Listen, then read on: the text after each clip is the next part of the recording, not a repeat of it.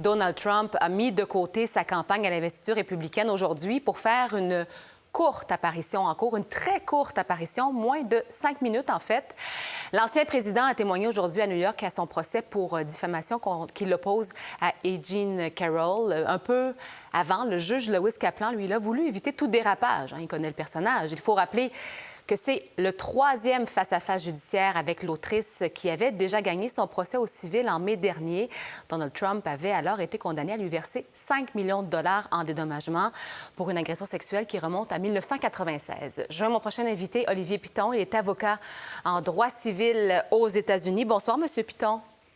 Bonsoir. Donc, 3 petites minutes, tout ça en l'absence des caméras au tribunal.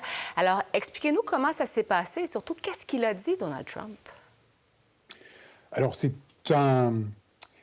d'une certaine manière le retour de la défense face à l'attaque. On a eu toute une période où Donald Trump a profité de chaque tribune judiciaire pour en fait délivrer un message politique.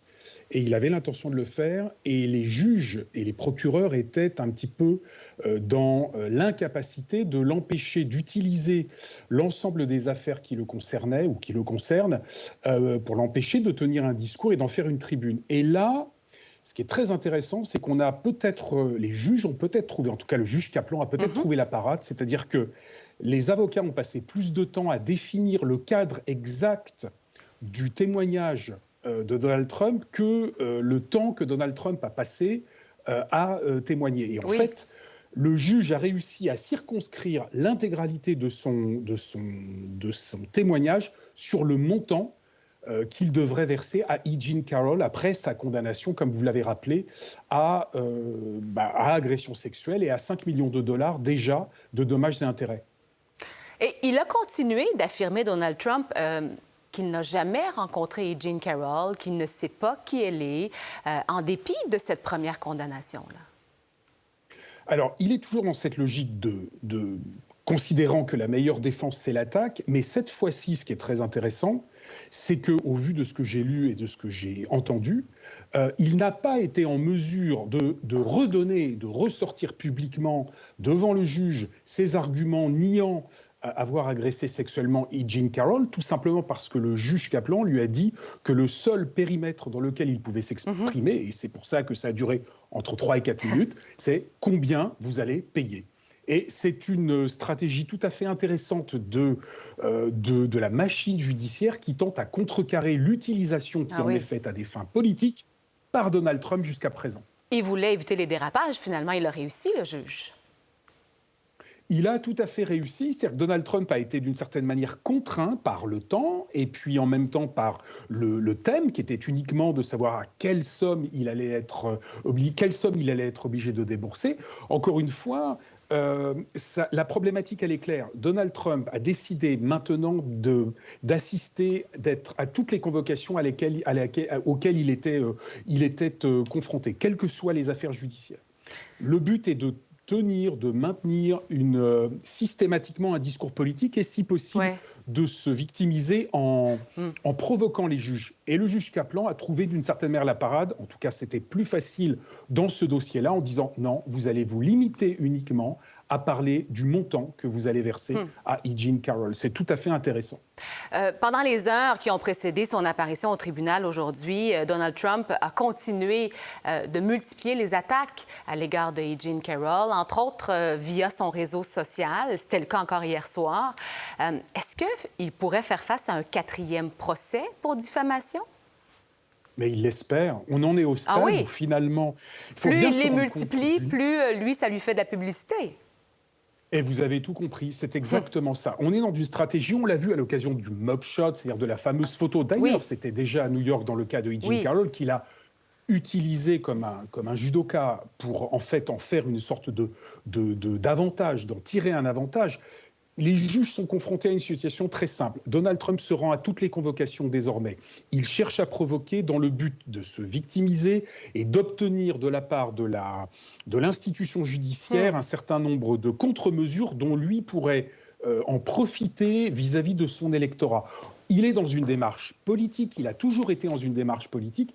Et là, dans ce cas-là, mais encore une fois, c'est un cas un petit peu particulier, dans ce dossier-là, effectivement, le juge Kaplan a trouvé une sorte de parade en le muselant d'une certaine manière. On peut parler aussi du cas des jurés qui sont anonymisés, donc on n'a pas l'identité. Mais effectivement, tout ça participe d'une contre-offensive des juges qui comprennent où veut aller Donald Trump et essayent de maintenir les débats là où ils doivent être. Ah oui, c'est très intéressant. On reviendra sur le jury, mais avant, j'aimerais savoir, d'après vous, Olivier Piton, est-ce que d'autres juges, dans d'autres causes qui concernent Donald Trump, pourraient s'inspirer de ce que fait le juge Lewis Kaplan?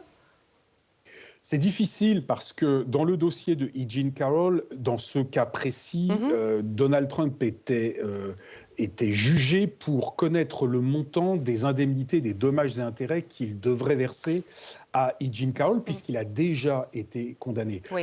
Ce ne sera pas toujours possible de limiter le témoignage de Donald Trump à quelque chose d'aussi précis et circonscrit, si vous voulez. Okay. Mais il est incontestable, parce que les juges se parlent, qu'effectivement la stratégie est d'empêcher Donald Trump d'utiliser la justice comme un tribunal médiatique. Parce qu'on a compris sa façon de faire, et vous le disiez, sa façon de jouer à la victime aussi. Parlons-en du jury, parce que, pendant toutes les discussions avec le juge, pendant qu'il parlait avec les avocats de M. Trump, qui essayaient justement d'élaborer un cadre pour le témoignage aujourd'hui, on a sorti les jurés. Ensuite, ils sont revenus en salle d'audience, mais ces gens-là ont été protégés. Leur identité a été protégée.